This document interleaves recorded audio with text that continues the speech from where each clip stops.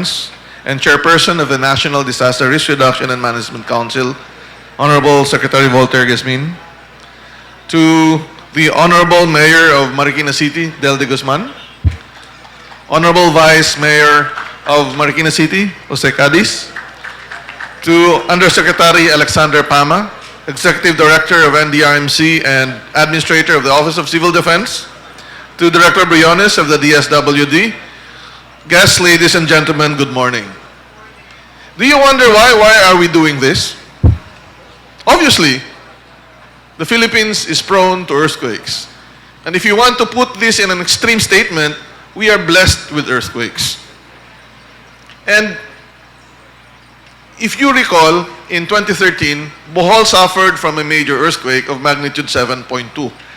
Ganun po kalakas ang posible nating maasahan dito sa Kamaynilaan kung sakaling gumalaw ang West Valley Fault na nandito sa gilid lang ng Metro Manila at ilang parte ng siyudad ng Marikina ay natatahak ng West Valley Fault.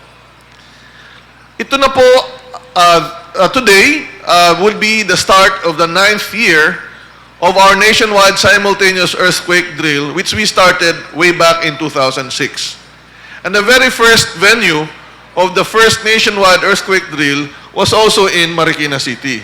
This was in Santa Elena School, which is just in front of the City Hall.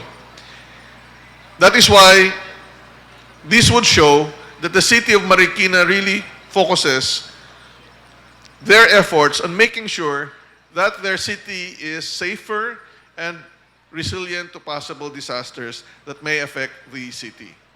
Pero paano po ba talaga maghahanda sa isang malakas na paglindol?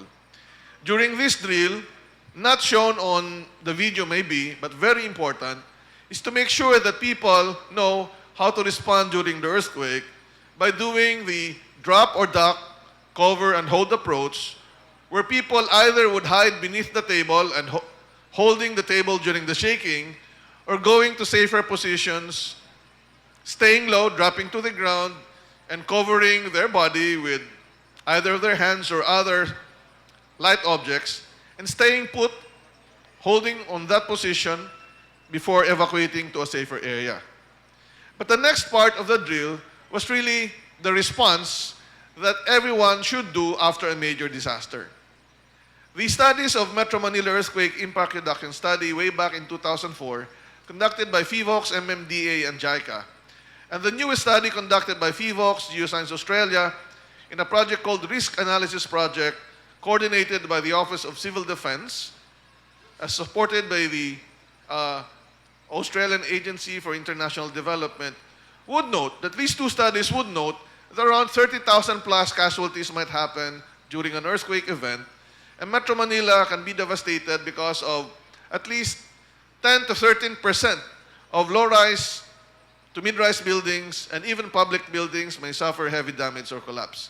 That is why nakita po natin ang pagre-rescue ng iba't ibang mga building kasi posibleng may mga natrap na tao.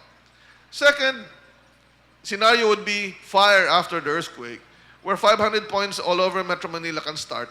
Kaya dapat magsanay din tayo kung paano masagupa, masugpo ang mga sunog. All of this would just show that everyone in our society should do their part in making sure that we are ready in case this big earthquake would happen. Now, what do we really want to have?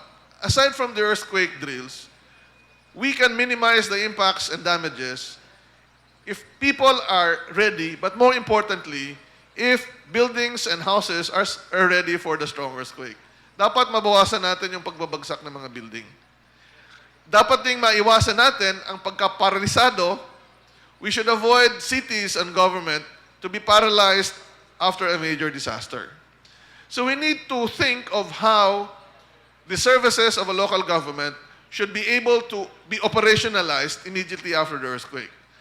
If the business sector would have their business continuity management, dapat ang government would have their service continuity management.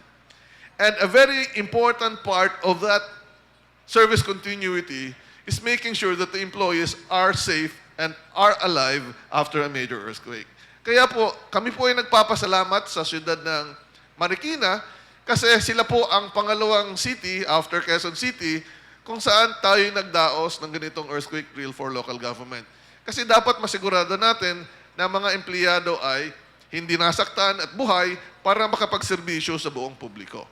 So with that, I'd like to close by saying that all of these scenes that we have observed this morning would tell us that everyone should take disaster preparedness as their own business.